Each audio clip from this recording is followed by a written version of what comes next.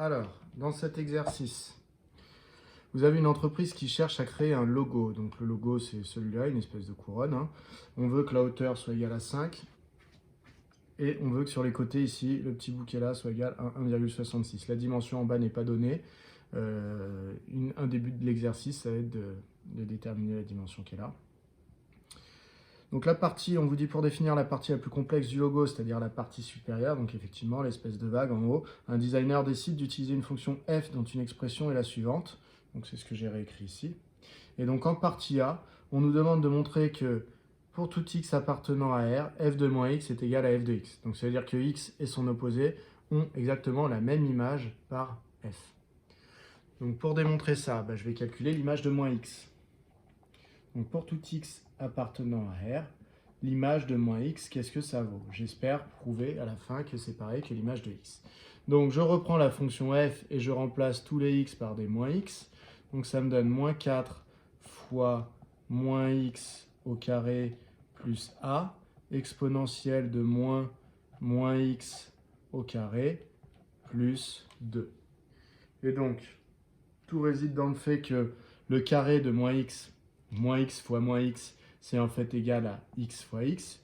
Ce moins x fois moins x, ici moins ce qu'on pense, donc finalement il me reste x au carré. Donc ça me donne moins 4 x au carré, puisque moins x au carré, je peux dire que c'est x au carré, plus petit a, exponentielle de moins, pareil, moins x au carré, c'est x au carré, plus 2. Donc au final, j'ai prouvé ici qu'on avait la même expression que pour f. Donc je peux dire que c'est égal à f de x. Donc f de moins x vaut f de x pour tout x appartenant à R. Alors une fonction qui vérifie cette propriété, vous ne connaissez pas le nom, mais je vais vous le donner, c'est une fonction paire, on appelle ça. Une fonction pour qui un nombre et son opposé ont toujours la même image, ça s'appelle une fonction paire. Donc vous pouvez conclure ça si vous le savez. Donc f est paire sur R. Voilà. Si vous ne le savez pas, vous ne le mettez pas, c'est pas grave. On nous disait que peut-on en déduire, toujours dans la question 1, hein, petit a, dans la question 1, pardon. Hop. On nous disait que peut-on en déduire pour la courbe représentative de f. Donc, f est paire, ça c'est la fonction. Maintenant, si je représente la fonction sur un graphique, eh bien, lorsque une fonction est paire, comme ça signifie que si je me place dans un repère orthonormé, eh bien, ce qui se passe d'un côté va se passer exactement de la même manière de l'autre, puisque un nombre et son opposé ont la même image. Donc ça veut dire qu'il y a une symétrie axiale d'axe, l'axe des ordonnées. Voilà. Donc ça, il faut bien sûr que vous ayez un angle droit entre vos deux axes, sinon ça ne fonctionne pas. Donc on nous disait que peut-on en déduire pour la courbe représentative de f. On va dire donc la courbe représentative de f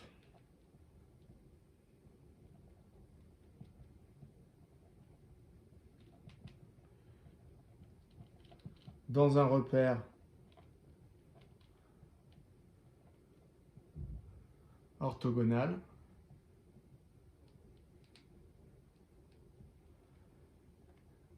est symétrique par rapport à l'axe des ordonnées. Par rapport à l'axe des ordonnées. Voilà pour cette question 1. Alors, les contraintes qu'on a sur le logo. Donc, vous voyez, c'est que la hauteur ici, elle doit être de 5 et que ça correspond à l'abscisse 0. Donc, comment on le voit? On peut le voir à l'aide de la courbe, hein. Voilà, le haut du logo, il a l'abscisse 0. Donc, en fait, il faut que, ici, l'image de 0 par f donne 5. Donc, il faut que f de 0 soit égal à 5. Donc, d'après les contraintes,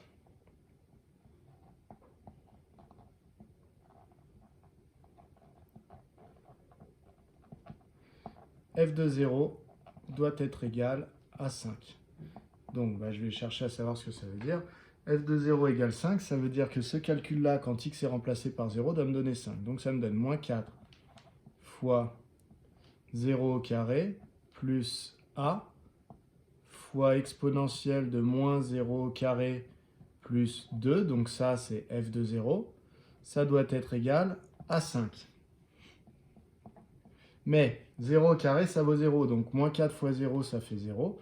Donc dans ma parenthèse, en fait, ma parenthèse vaut a. Exponentielle de moins 0 au carré, ça fait exponentielle de 0. Exponentielle de 0, ça vaut 1. Plus 2 qui était là doit être égal à 5. Donc ça veut dire que a plus 2 doit être égal à 5. Et donc ça veut dire que a égale 5 moins 2, donc a égale 3.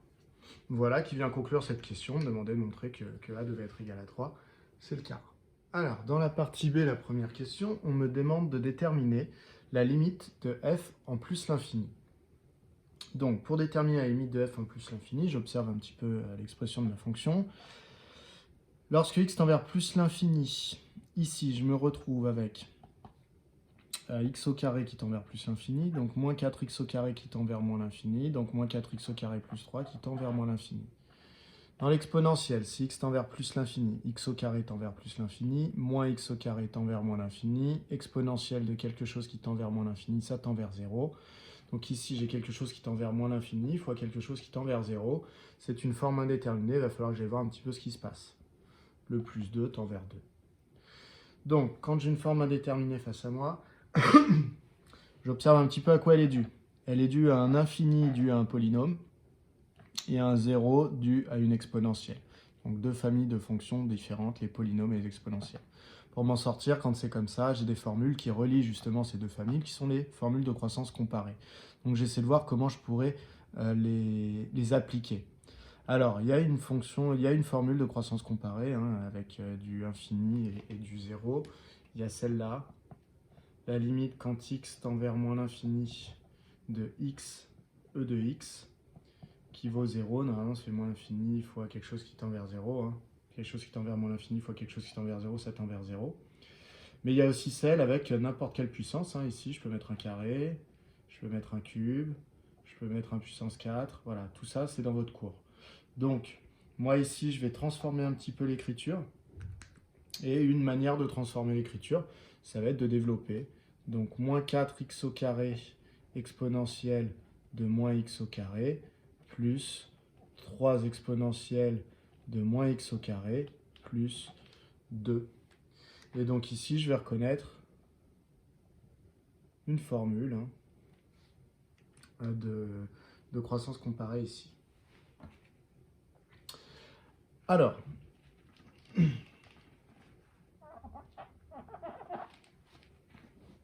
du coup, ça me donne 4 fois moins x au carré exponentielle de moins x au carré plus 3 fois exponentielle de moins x au carré plus 2. Donc ici, je vais m'en sortir grâce à une croissance comparée. Ici, ce ne sera pas de la croissance comparée. Hein. L'exponentielle va tendre vers 0, donc ça fera 3 fois quelque chose qui tend vers 0, ça va tendre vers 0. Donc par croissance comparée.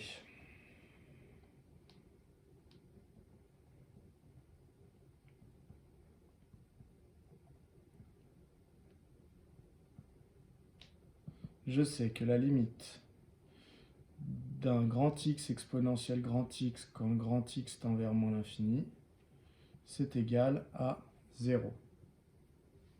Or, moi, ce qu'il y a ici, ce qui va remplacer mon grand X, c'est moins x au carré. Or, la limite, quand petit x tend vers plus l'infini de moins x au carré, c'est effectivement moins l'infini. D'accord? Donc c'est ce qui explique que le moins petit x au carré, je vais pouvoir aller remplacer le grand X. Donc ça va bien y avoir quelque chose qui tend vers moins l'infini, exponentielle, la même chose qui tend vers moins l'infini. Donc par composition,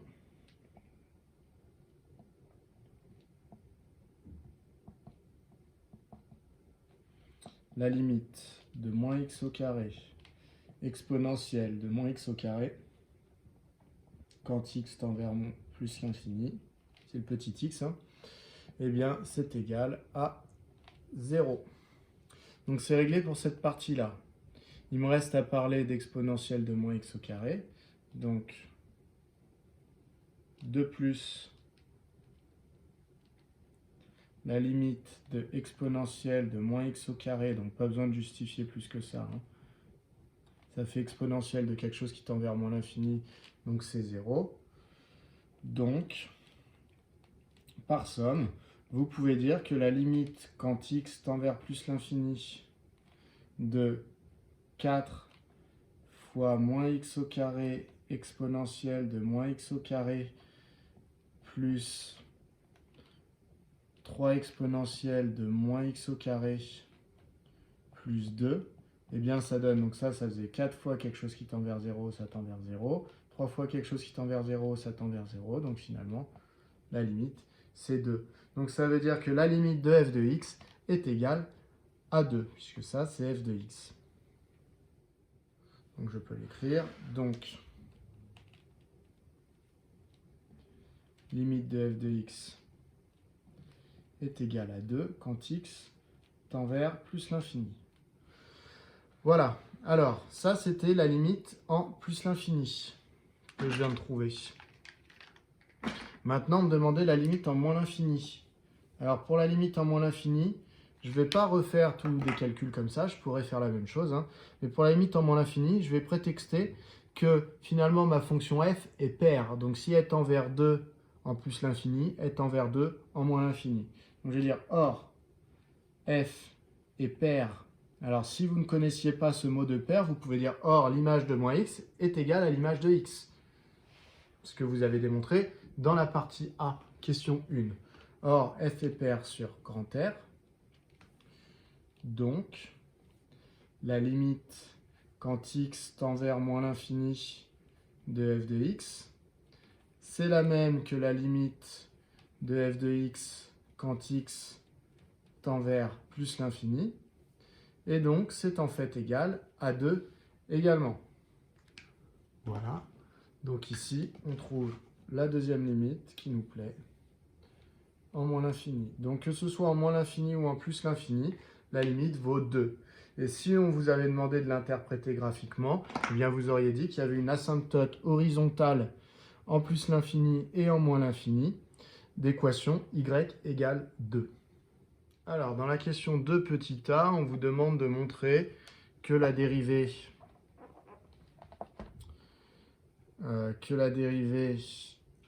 f' de la fonction f vaut cette expression-là. Donc, en gros, c'est une question qui vous demande de dériver la fonction f et on vous donne la formule à la fin pour pouvoir continuer l'exercice si jamais vous n'avez pas réussi à la trouver tout seul. Voilà. Donc, pour l'instant, vous ne faites pas trop attention à la formule finale. On y fera attention à la fin. Pour l'instant, on va simplement essayer de dériver cette fonction. Donc déjà, cette fonction, elle est dérivable parce qu'elle a été fabriquée par des composés et après un produit de fonctions dérivables à qui on a rajouté 2. Alors, ici, quand on veut dériver, on se demande quelle est l'opération principale. L'opération principale, c'est l'addition. Quand je me retrouve avec une addition en opération principale, je dois dériver chaque terme séparément et remettre l'addition. Donc le 2 ne va pas poser trop de problèmes, sa dérivée, ça va être 0. Par contre, je vais devoir dériver ce terme-là. Dans ce terme-là, l'opération principale, c'est une multiplication avec la variable qui se situe dans le premier facteur, mais aussi dans le deuxième. Donc je vais devoir utiliser, pour dériver cette partie ici, je vais devoir utiliser la formule de U fois V. Voilà. Donc je vais écrire qui est U, je vais écrire qui est V, puis je vais faire ma dérivée. Donc U de x, c'est ce que je vais appeler moins 4x au carré plus 3. V de x, ça va être exponentielle de moins x au carré. J'ai besoin de dériver ces deux fonctions puisque j'en ai besoin dans la formule de U fois V. Je me retrouve à dériver moins 4x au carré plus 3. Opération principale, le plus. Donc je dérive chaque terme. 3, si je le dérive, ça me donne 0. Moins 4x au carré, c'est une multiplication, mais ici, j'ai une constante. Donc je recopie la constante et je dérive la fonction qui l'accompagne, x au carré. La dérivée, c'est 2x. Donc en fait, u' vaut moins 8x. Maintenant, v'. V', pour dériver une exponentielle composée avec une autre fonction, eh bien, je recopie mon exponentielle. Par contre, devant, je dois mettre la dérivée de l'exposant. Donc, dérivée de moins x au carré, c'est moins 2x. Donc, pour tout x appartenant à R, je vais appliquer ma formule qui permet de dériver un produit. Ça va me donner la dérivée de cette partie en rouge ici. Donc, la formule, c'est u' fois v. Donc, moins 8x fois exponentielle de moins x au carré, plus u fois v'. Alors, attention, dans u, l'opération principale est une addition. Donc, je mets bien mes parenthèses autour pour être sûr que la multiplication qui suit porte bien sur tout. Donc, fois v', donc moins 2x, exponentielle de moins x au carré. Faites bien attention à vos parenthèses ici. Et derrière, il ne faut pas que j'oublie de dériver le plus 2. Donc plus 0, puisque 2 se dérive en 0. Là, je mets des couleurs, hein. Vous ne mettez pas de couleurs sur votre copie, hein, ce n'est pas la peine. Ça vous aide, vous le faites, mais sinon, vous n'êtes pas obligé. Hein. Donc là, c'est le plus qui était là. Ça, c'est la formule qui correspond à la dérivée de la partie en rouge. Et le 2 se dérive en 0. Donc finalement, c'est égal à... Ici, je vais développer un petit peu tout. Ça fait moins 8x exponentielle de moins x au carré. Ensuite, ici, je vais devoir développer tout ça. Alors, faites attention, ici, il y a une addition, mais là, ici, c'est une multiplication. Donc, tout ça, je le prends comme un seul nombre, que je vais développer sur moins 4x au carré et que je vais développer sur 3. Donc, quand je le développe sur moins 4x au carré, donc je fais les nombres entre eux. Donc, moins 4 fois moins 2, déjà, ça devient 8. X au carré fois x, ça donne x au cube. Et j'ai l'exponentielle qui est encore là. Ensuite, j'ai 3 fois moins 2x exponentielle, donc les nombres entre eux, donc ça donne moins 6x exponentielle de moins x au carré. Je me rends compte que je peux factoriser par l'exponentielle. Ça, c'est un réflexe à avoir. Donc ça me donne moins 8x plus 8x au cube moins 6x exponentielle de moins x au carré. Ce qui donne moins 14x. Alors si j'essaie de classer un petit peu, je vais mettre d'abord les x au cube. Donc ça donne 8x au cube moins 14x, puisque moins 8x moins 6x, ça fait moins 14, exponentielle de moins x au carré. Là, j'observe un petit peu la forme qu'on m'avait donnée dans l'énoncé. Dans l'énoncé, la forme qu'on m'a donnée, c'est une forme qui est encore plus factorisée. Donc, vous voyez, si je compare un petit peu ces deux formes, il y en a une qui est beaucoup plus factorisée, celle-là, que celle-là. Je me rends compte qu'en fait, dans celle-là, si je factorise par 2x, puisque vous voyez, 2x fois 4x au carré, ça donne bien 8x au cube, et 2x fois moins 7, ça donne bien moins 14x. Donc je me rends compte qu'en fait, ici, je peux encore factoriser par 2x.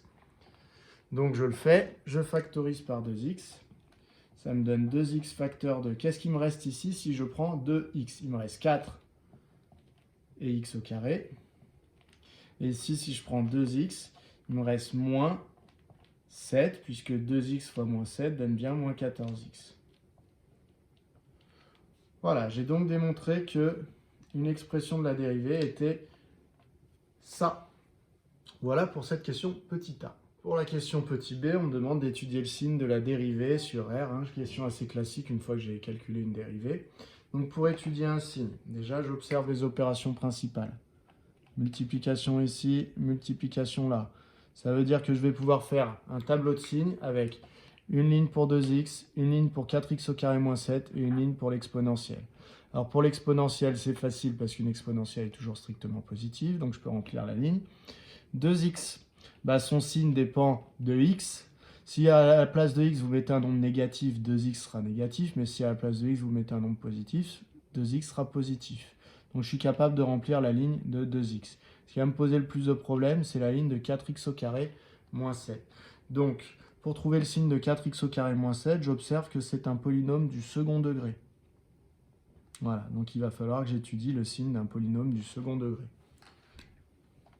Donc si vous voulez, vous faites une petite aparté, vous dites signe de 4x au carré moins 7, et vous faites une étude. Alors, je vais faire celle que vous faites vous. Pour trouver les racines, en général, vous vous jetez sur delta. C'est pas obligatoire, hein. Ici, quand vous voyez qu'il n'y a que des x au carré et un terme constant, c'est-à-dire que le b est égal à 0, dans ax au carré plus bx plus c, eh bien, vous pouvez faire cette méthode-là qui consiste à isoler x, puisqu'il n'y a pas de problème pour isoler x ici. Ça va nous donner 4x au carré égale 7. Ça va nous donner x au carré égale 7 quarts. Et ça va nous donner x égale, alors, attention, un nombre qui au carré vaut 7 quarts, soit c'est la racine carrée de 7 quarts, soit c'est son opposé, puisqu'un nombre et son opposé ont le même carré. 2 et moins 2, ils ont le même carré. 3 et moins 3, ils ont le même carré, et ainsi de suite. Et donc si on écrit un petit peu mieux ça, on va trouver que x égale racine de 7 sur racine de 4, mais racine de 4 c'est 2, ou x égale moins racine de 7 sur racine de 4, mais racine de 4 c'est 2. Voilà. Donc quand le b vaut 0, vous pouvez passer par cette méthode pour trouver quand est-ce que le polynôme ici vaut 0. En gros, c'est x1, x2, quoi. Maintenant, je vais faire la méthode avec le discriminant, puisque la plupart du temps, vous vous jetez quand même sur le discriminant. Donc, je vais calculer le discriminant delta. Donc, je me mets ici qui est A, qui est B, qui est C. Donc, A, c'est 4, c'est le coefficient qui accompagne x au carré. B, c'est 0, puisque c'est le coefficient qui accompagne x, et là, il n'y en a pas. Et C, c'est moins 7, puisque c'est le terme constant. Donc, delta, c'est égal à B au carré moins 4AC. Ça donne 0 au carré moins 4 fois 4 fois moins 7. Du coup, ça nous donne 0 au carré, ça donne 0. Moins par moins, ça donne plus. Donc, il faut que je fasse 4 fois 4 fois 7. 4 fois 7, ça doit nous donner 28. Et fois 4, ça nous donne 112. Donc, delta est égal à 112. Donc, ça veut dire que delta est positif. Ça veut dire que mon polynôme ici, il s'annule en deux nombres x1 et x2 qui répondent aux formules x1 égale moins b moins racine de delta sur 2a. Donc après, je remplace. Hein. Donc ça me donne quoi? Ça me donne moins b, ça fait moins 0. Moins racine de delta, ça fait moins racine de 112 sur 2a qui fait 2 fois 4. Alors 112, on peut le simplifier. Hein. Donc, soit vous cherchez avec votre calculatrice, soit vous voyez que c'était 112, c'était 4 fois 4 fois 16. Donc c'était 16 fois 7. Et donc ça fait racine de 16 fois racine de 7, ce qui fait 4 racines de 7. Donc ça fait moins 4 racines de 7 sur, en dessous c'est 4 fois 2, hein, c'est 8. Je vais pouvoir simplifier par 4. Et ça me donne moins racine de 7 sur 2. C'est exactement ce que j'avais trouvé avec l'autre méthode. Si jamais vous n'arrivez pas à faire les simplifications ici, vous pouvez quand même vous en sortir en faisant avec votre calculatrice. Elle est capable de vous donner le résultat moins racine de 7 sur 2 directement. Voilà, pour ceux qui ont un petit peu de mal avec les calculs et qui ont peur d'être pénalisés le jour du bac. x2, deuxième racine, eh bien c'est moins 0 plus racine de 112 sur 2 fois 4, ce qui donne, donc racine de 112, ça n'a pas changé, c'est toujours 4 racines de 7, hein. Sauf que cette fois-ci, c'est un plus devant, c'est pas un moins, donc là, je vais laisser comme ça, sur, et là, je peux dire que ça fait 8, mais je peux le laisser écrit comme 4 fois 2, parce que ça me paraît plus évident après pour simplifier par 4, et j'ai donc racine de 7 sur 2. Du coup, mon polynôme ici, il s'annule en moins racine de 7 sur 2 et en racine de 7 sur 2. Donc si je fais un petit graphique, j'ai moins racine de 7 sur 2 par là. J'ai racine de 7 sur 2 par là. C'est là où mon polynôme s'annule. Je sais que la courbe représentative d'un polynôme du second degré, c'est une parabole, pardon. Donc, soit elle est ouverte vers le haut, soit elle est ouverte vers le bas. C'est ça qui va dire où est-ce qu'elle est positive et où est-ce qu'elle est négative. On regarde pour ça le A, coefficient dominant. Il est positif, donc c'est la forme d'un sourire, elle est ouverte vers le haut. Et donc ça veut dire que mon polynôme, il est d'abord positif, vous voyez, au-dessus de l'axe, puis négatif, puis positif. J'ai donc trouvé le signe de 4x au carré moins 7 et je vais pouvoir le mettre dans mon tableau de signes. Donc j'efface ça et je fais mon tableau de signes, mais retenez que pour mon polynôme du second degré, cette partie-là, ça fera plus, moins, plus. Donc j'ai fabriqué mon tableau de signes, donc signe 2, 2x, signe 2, 4x au carré moins 7, et signe 2, l'exponentielle. J'ai bien le signe de mes trois facteurs, et ensuite j'ai une ligne résultat. Alors, 2x, lui, on a dit, si jamais le x que je mets dans le calcul est négatif, 2x, bah, ça fera un résultat négatif, donc ça dépend de si x est en dessous de 0 ou pas. Si x vaut 0, ça fait 0. Si x est en dessous de 0, c'est-à-dire négatif, quand je vais faire 2 fois x, ça me donnera toujours un résultat négatif. Par contre, quand x est au-dessus de 0, quand je vais faire 2 fois x, ça me donnera toujours un résultat positif. Ici, 4x au carré moins 7. Donc j'ai vu que ça dépendait de moins racine de 7 sur 2 et de racine de 7 sur 2. Donc en réalité, je vais avoir ici un 0 sous le moins racine de 7 sur 2 et un 0 sous le racine de 7 sur 2, puisque c'était les deux racines de mon polynôme. Donc c'est les racines, c'est là où il vaut 0. Ensuite, on a dit que c'était une parabole ouverte vers le haut, donc le signe, ce serait plus, moins, plus. En dessous, l'exponentielle, on a dit que quoi qu'il se passe, une exponentielle est toujours strictement positive. Donc, mon résultat, c'est que lorsque l'un des facteurs, lui vaut 0, eh bien le résultat fait 0. Donc, vous voyez, en moins racine de 7 sur 2, il y avait le polynôme du milieu là qui valait 0, donc le résultat final, ça fera 0. En 0, il y a 2x qui donne 0, donc le résultat final fait 0. Et en racine de 7 sur 2, le polynôme vaut 0, donc ça fera 0. Et ensuite, je remplis avec ma règle des signes. Sur moins l'infini, moins racine de 7 sur 2, ça fait négatif, positif, positif, donc négatif. Entre moins racine de 7 sur 2 et 0, ça fait négatif, négatif, positif, donc positif. Entre 0 et racine de 7 sur 2, ça fait positif, négatif, positif, donc négatif. Entre racine de 7 sur 2 et plus infini, ça fait positif, positif, positif, donc c'est positif.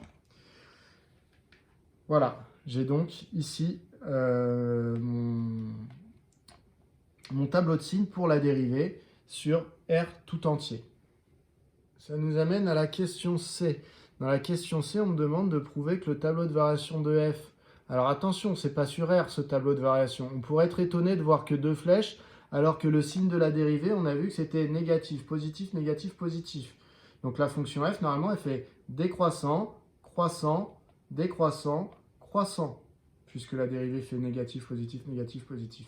Mais attention, ici, le tableau de variation qu'on vous montre et qu'on vous demande de justifier, c'est simplement sur 0 plus l'infini. Donc ça veut dire que vous n'allez regarder le signe de la dérivée que sur 0 plus l'infini, et pas sur tout R. Donc si on regarde le signe de la dérivée sur 0 plus l'infini, ça veut dire qu'on oublie toute cette partie du tableau, et donc effectivement, le signe de la dérivée, entre 0 et plus l'infini, ça fait moins plus. Et du coup, ça veut dire que je vais sélectionner ce signe de la dérivée simplement pour faire mon tableau de variation sur 0 plus l'infini. Donc j'efface ça et je ne vais recopier que cette partie-là du tableau, moins plus, puisque je suis sur 0 plus l'infini. Donc je vais prendre le signe de la dérivée sur 0 plus l'infini uniquement. Voilà, donc j'ai recopié ici mon tableau de signes pour la dérivée, mais uniquement sur 0 plus l'infini. Je trouve donc que la fonction f va être strictement décroissante sur 0 racine de 7 sur 2, puis strictement croissante sur racine de 7 sur 2 plus l'infini. Maintenant, il faut que je complète. Donc l'image de 0 ici, il suffit que je calcule f de 0. Alors, on l'avait déjà dit, hein, avec les contraintes, il fallait qu'f de 0 soit égal à 5. Donc, si vous écrivez directement f de 0 égale 5, ça me va très bien. Sinon, bah, on reprend la fonction f et on complète. Donc, la fonction f, c'était moins 4x au carré, donc ça fait moins 4 fois 0 au carré plus 3, exponentielle de moins 0 au carré, et le tout plus 2. Donc, ça donne moins 4 fois 0, ça fait 0, donc ça donne 3 dans la parenthèse. Exponentielle de 0, ça fait 1. Donc 3 fois 1 plus 2, donc ça vaut bien 5 ici. Donc f de 0 égale 5. La limite en plus l'infini, vous l'aviez déjà trouvé dans la question 1, c'était 2. Voilà, f de x tendait vers 2. Et donc il nous reste simplement l'image de racine de 7 sur 2 à calculer. Alors celle-là, elle va demander un petit peu de calcul. Donc f de racine de 7 sur 2, ça vaut. Donc je reprends, je fais comme pour f de 0. Hein. Donc ça fait moins 4 fois racine de 7 sur 2 au carré plus 3. Exponentielle de moins racine de 7 sur 2 au carré plus 2. Alors, pour calculer ça, donc il faut observer ça, c'est que racine de 7 sur 2, si je le mets au carré, ça va me servir ici et ça va me servir là, eh bien ça fait racine de 7 au carré sur 2 au carré. Racine de 7 au carré, ça vaut 7, et 2 au carré, ça vaut 4. Donc en fait, partout où j'ai racine de 7 sur 2 au carré, je peux remplacer par 7 quarts. Donc c'est ce que je vais faire. Donc ça me donne moins 4 fois 7 quarts plus 3. Exponentielle de moins 7 quarts plus 2. Moins 4 fois 7 quarts, bah, tout simplement, ça fait moins 7. Donc ça fait moins 7 plus 3. Exponentielle de moins 7 quarts plus 2. Et donc j'obtiens moins 7 plus 3, bah, ça fait moins 4. Donc ça fait moins 4 exponentielle de moins 7 quarts plus 2. Donc je peux compléter ici, moins 4 exponentielle de moins 7 quarts plus 2. Et j'obtiens donc ce qui avait marqué.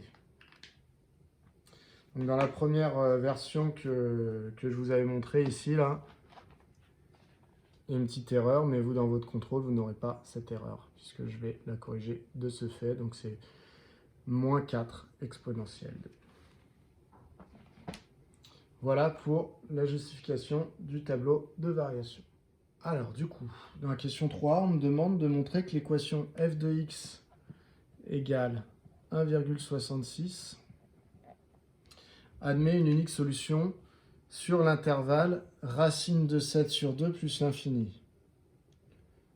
D'accord? Donc, ça veut dire que je ne vais pas parler de ce qui se passe avant. Vous voyez, vous pourriez avoir tendance à dire, bah, je veux savoir quand est-ce que f de x vaut 1,66. Alors déjà, première chose, quand on vous pose cette question-là, vous devez repérer que ça va être une question sur le théorème des valeurs intermédiaires ou le théorème de la bijection. Donc deux noms pour la même chose pour vous. Du coup, pourquoi on repère ça comme ça? Parce qu'on nous demande de montrer qu'il y a une solution bêta, mais on ne nous demande pas de la trouver. Donc ça veut dire qu'on ne veut pas résoudre cette équation à tout prix pour trouver x. Donc c'est vraiment avec le tableau de variation qu'on va faire cette question. Donc il faut vérifier si la fonction f est passée, si les images sont passées par 1,66. Alors, si vous observez le tableau comme ça, vous allez dire oui, on y passe deux fois. On y est passé une fois quand on est allé à 5, de 5 jusqu'à ce nombre-là. Donc ce nombre-là, on va en calculer une petite valeur approchée pour en être sûr. Ce nombre-là, il vaut à peu près 1,30.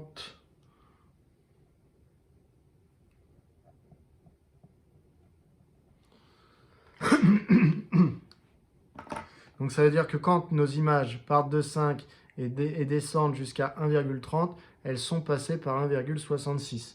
Donc ici, ça vaut 1,66. Mais Cette solution, elle va être entre 0 et racine de 7 sur 2. Or, moi, dans ma question bêta, on me demande de montrer qu'il est sur l'intervalle racine de 7 sur 2 plus l'infini. Donc, ça veut dire que peut-être qu'il y a une solution sur le premier intervalle, mais on ne me demande pas de justifier qu'il y en a une. On me demande de montrer qu'il y a une unique solution sur l'intervalle racine de 7 sur 2 plus l'infini. Et ça va bien être le cas, puisque, regardez, on part des images qui valent à peu près 1,30, on monte jusqu'à 2, donc on est passé par 1,66 en une certaine valeur que l'énoncé a décidé d'appeler bêta. Donc je vais justifier que sur cet intervalle, il y a bien une solution. Je ne m'occupe pas de l'intervalle d'avant, tout simplement parce que c'est la question qui m'a demandé de ne pas m'occuper de ce qui se passait avant. Voilà. Donc, pour rédiger ça, on va dire sur donc racine de 7 sur 2 plus l'infini. On a une fonction f qui est continue sur cet intervalle, donc sur racine de 7 sur 2 plus l'infini. Ensuite, alors si on doit justifier de pourquoi, eh bien c'est parce qu'elle est dérivable sur cet intervalle. Toute fonction dérivable sur un intervalle est continue sur cet intervalle. Ensuite, f est strictement croissante. Donc ça, c'est pour justifier que la solution qu'on va trouver sera unique. Strictement croissante, toujours sur ce même intervalle, sur racine de 7 sur 2 plus l'infini. Et enfin, on va dire que l'image de racine de 7 sur 2, donc f de racine de 7 sur 2, c'est égal à moins 4 exponentielle de moins 7 quart plus 2. Et la limite, quand x tend vers plus l'infini de f de x, bah c'est 2. Or, nous, on voulait qu'f de x soit égal à 1,66. Donc 1,66 appartient à l'intervalle moins 4 exponentielle de moins 7 quart plus 2, 2 que j'exclus parce que c'est une limite. Et donc, d'après le théorème de la bijection,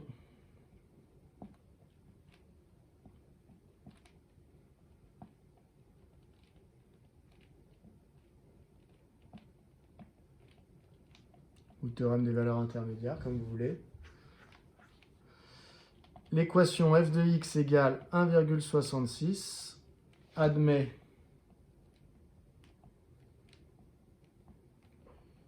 une unique solution sur racine de 7 sur 2 plus l'infini. Ça veut dire qu'elle admettait pas forcément une unique solution sur 0 plus l'infini. Hein.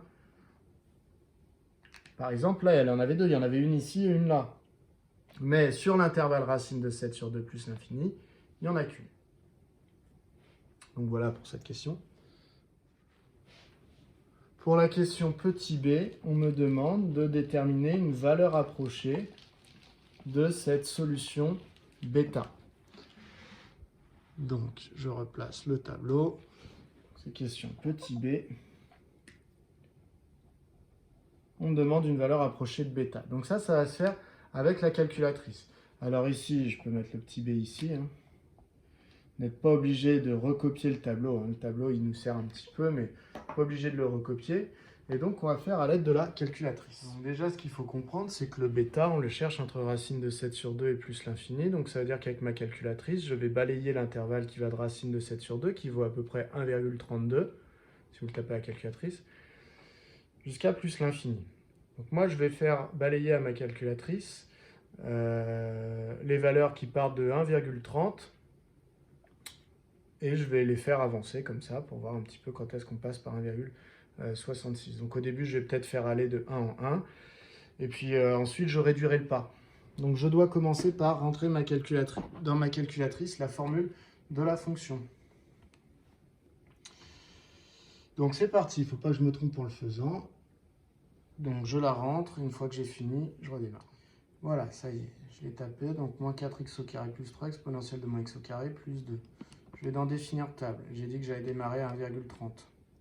Et je vais avancer dans un premier temps de 1 en 1 avant d'affiner. Donc dans ma table, vous voyez, j'ai 1,30, 2,30, etc. Je veux savoir quand est-ce que je suis passé par 1,6. Vous voyez, au niveau des images, là, je passe de 1,30 comme image à 1,9. Donc je suis passé par 1,66 entre 1,3 et 2,3. Donc je fais un nouveau tableau qui démarre à 1,3 et qui avance cette fois-ci de 0,1 en 0,1. Je vais dans la table et je dois regarder quand est-ce que je suis passé par 1,66. C'est ici, entre 1,8 et 1,9. Donc je redémarre un nouveau tableau qui démarre à 1,8.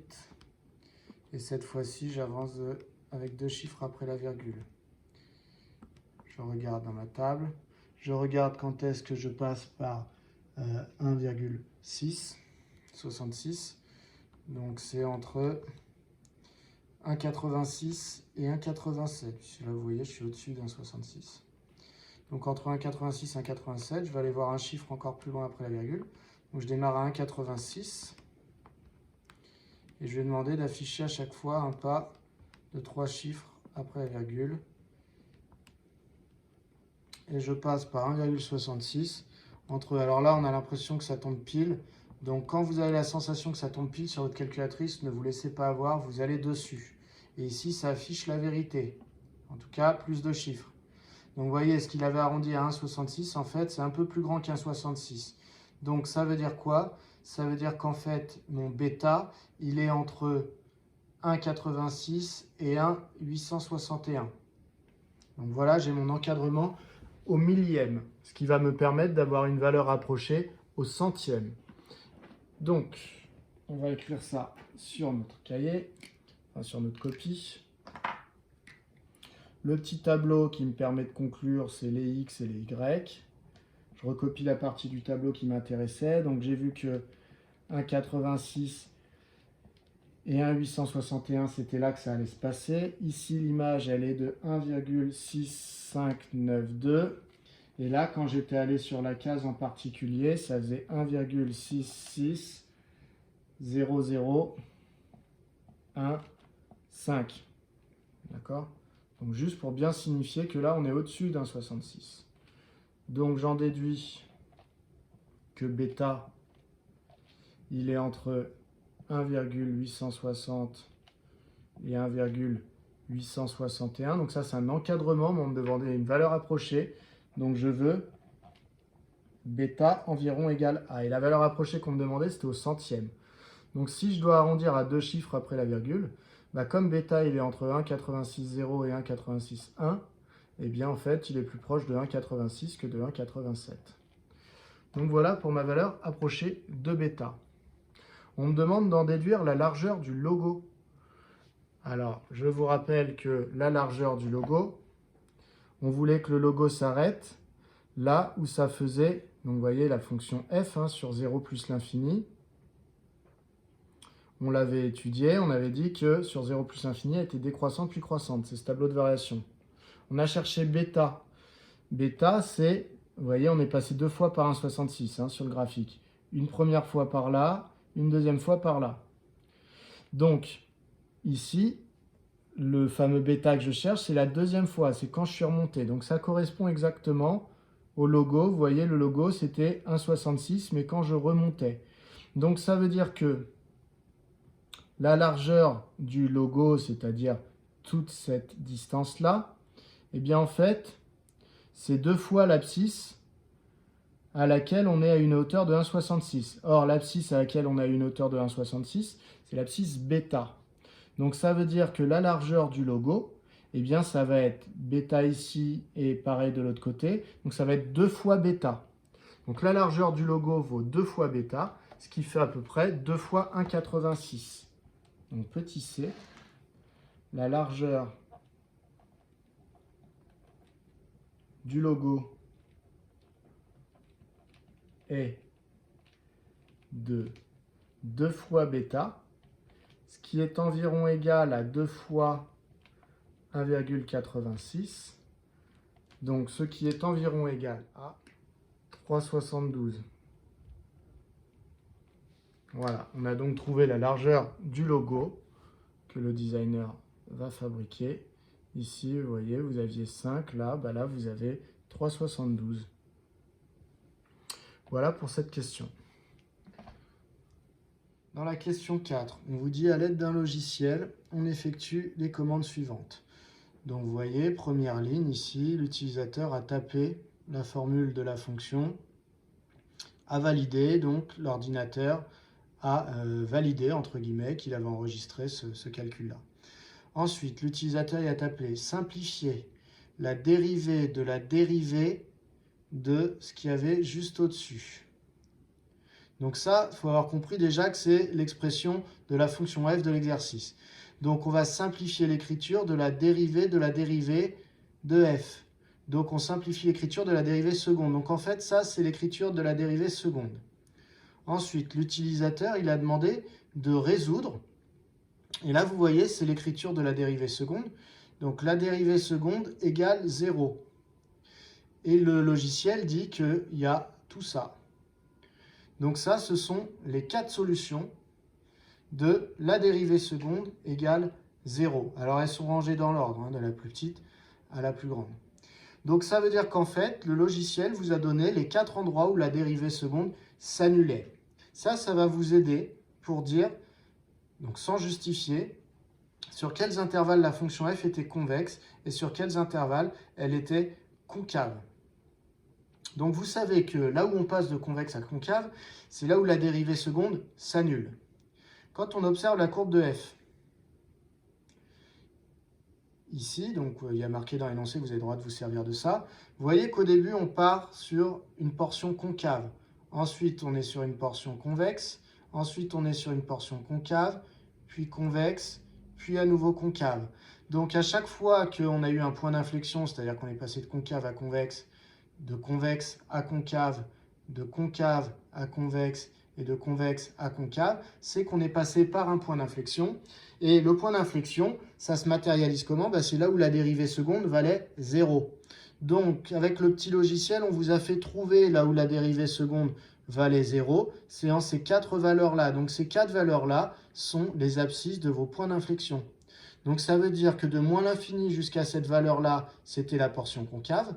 Entre cette valeur-là et celle-là, c'est la portion convexe, puis à nouveau concave, puis à nouveau convexe, puis à nouveau concave. Voilà, donc le tout, c'est de faire des petites phrases. Donc là, c'était sans justifier. Alors, du coup, ça va nous donner quoi? Sur moins l'infini. Alors là, vous voyez, les formules, elles sont un peu compliquées. Moins racine de 2 racine de 113 plus 13 sur 4. Et sur, donc je les rassemble tous pour éviter de faire 40 phrases. Alors là, elle est concave au début, après elle est convexe entre les deux, après elle est reconcave entre ces deux valeurs-là. Donc, racine de 2 fois moins racine de 113, alors c'est un moins. Moins racine de 2, moins racine de 113, plus 13. Je vais m'en sortir. Sur 4 jusqu'à celle-là. Donc jusqu'à racine de 2 fois moins racine de 113 plus 13 sur 4. Donc là, au début concave, après convexe, après concave, après convexe, et on va refinir par concave. Donc il y a à nouveau et sur de la dernière jusqu'à plus l'infini. Donc racine de 2 racine de 113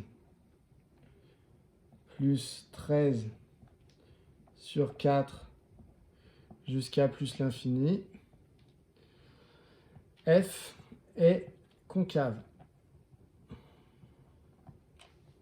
Et donc elle est convexe sur les deux autres intervalles qui nous restent. Donc entre cette valeur et celle-là, Donc voilà, on va le rédiger sur moins 2 racine de 2 fois moins racine, non, 2 fois racine de 113. Est-ce que je ne me suis pas trompé? Non. Racine de 113 plus 13 sur 4 jusqu'à moins racine de 2 fois moins racine de 113 plus 13 sur 4. Voilà. Et sur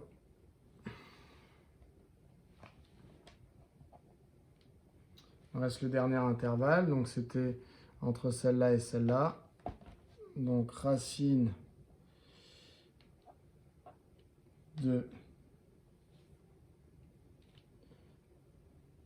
Alors attendez, là ici j'ai une erreur, c'est juste le moins. Ok, je me suis pas trompé. Donc ensuite 2 moins racine de 113 plus 13 sur 4 jusqu'à racine de 2 racine de 113 plus 13 sur 4. Donc F est convexe. Voilà, donc je risque de modifier un petit peu l'énoncé avant de vous le donner, c'est-à-dire que ces valeurs-là, je pense que je vais leur donner des noms. Je vais dire on notera x1 celle-là, on notera x2 celle-là, x3 celle-là, x4 celle-là.